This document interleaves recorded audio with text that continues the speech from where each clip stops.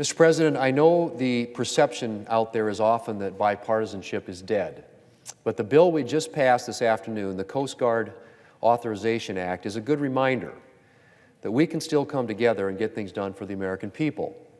The bill we just overwhelmingly passed, which is headed to the President's desk, has been negotiated for almost 2 years.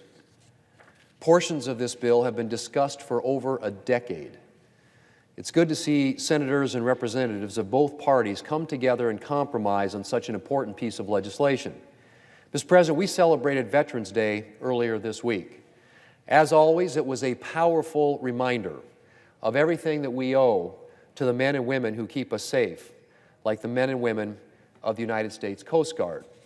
This key branch of the military is responsible for defending our nation's waters. The men and women of the Coast Guard stand on the front lines, preventing dangerous drugs, weapons, and individuals from entering our country by sea. And when disaster strikes, in the form of storms and hurricanes, the Coast Guard is on the scene conducting search and rescue and carrying people to safety. We owe the men and women of the Coast Guard a tremendous debt of gratitude. And we owe it to the American people to ensure that our nation's Coast Guardsmen have the tools and resources that they need to carry out their mission. This bill will improve maritime safety, security, and stewardship. It gives the Coast Guard the authority that it needs to conduct its military and law enforcement missions and authorizes the equipment it needs to react to national emergencies. The bill also creates uniform national ballast water and discharge standards for commercial vehicles that give industry certainty while ensuring the protection of our environment. It also reauthorizes the Federal Maritime Commission and the National Oceanic and Atmospheric Administration's hydrographic services. As chairman of the Commerce Committee, I've been honored to work with dedicated committee members of both parties. I would like to personally thank the members of our committees for all their hard work this Congress. Special thanks on the committee go to Senator Nelson, the committee's ranking member, to Senators Sullivan and Baldwin, the chairman and the ranking member of our Oceans, Atmosphere, Fisheries, and Coast Guard Subcommittee, and to Senators Fisher and Peters, the chairman and ranking member of our Surface Transportation Subcommittee. I'd also like to thank Chairman Barrasso and Ranking Member Carper from the Environment and Public Works Committee, and Chairman Schuster and Ranking Member DeFazio of the House Transportation and Infrastructure Committee. They've been great partners, and I appreciate everything that they've done to help get this bill across the finish line. And finally, I would like to thank all the staff from both chambers who worked tirelessly, including many late nights and weekends, on this bill. Without their efforts, the final product would not have been such a success. While everyone on the team worked hard on the bill, on my staff I would like to especially thank Nick Rossi, Adrian Arnakis, Fern Gibbons, Jason Smith, Patrick Fuchs, Andrew Neely, Chance Costello, Allison Grab, Frederick Hill, and Brianna Manzelli. On Senator Nelson's staff, thanks should go to Kim Lipsky, Jeff Lewis, Devin Barnhart, Sarah Gonzalez-Rothi, and Catherine Carabine. And from the Environment and Public Works Committee, I want to thank Richard Russell, Elizabeth Horner, Mary Frances Repko, Andrew Rogers, Christophe Toulouse, and Zach Pilchin. And Mr. President, I also like to place in the record the names of the staffers from our partner committees in the House who played key roles in this important legislation. On Chairman Schuster's staff, the individuals who should be thanked include Chris Veason, Jeff Goslin, John Rayfield, Bonnie Bruce, Luke Preston, and Cameron Humphrey. And from the ranking member DeFazio's staff, thanks goes to Kathy Dedrick and to Dave Jansen.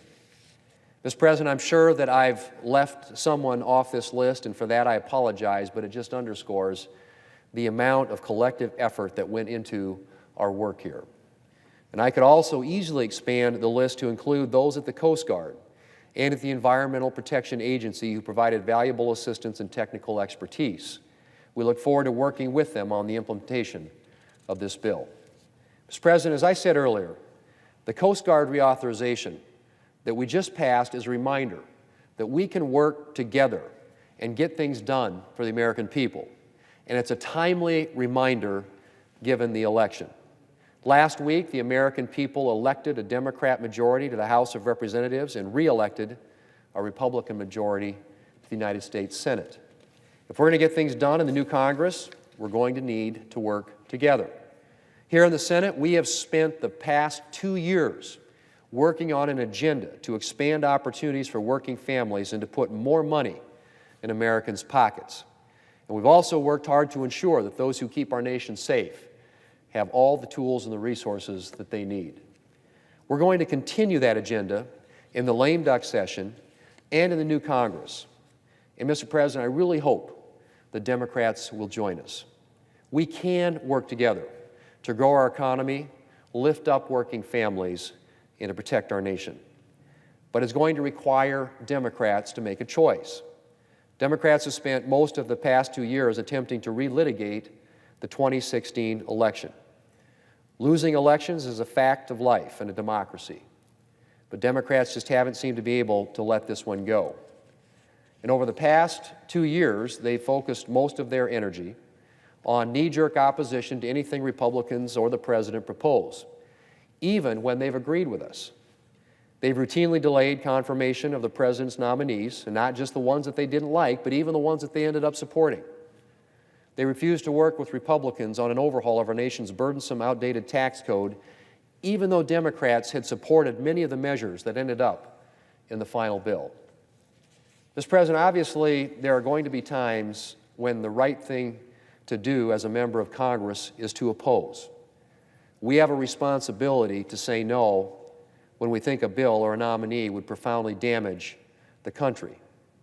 But that's not what Democrats have done.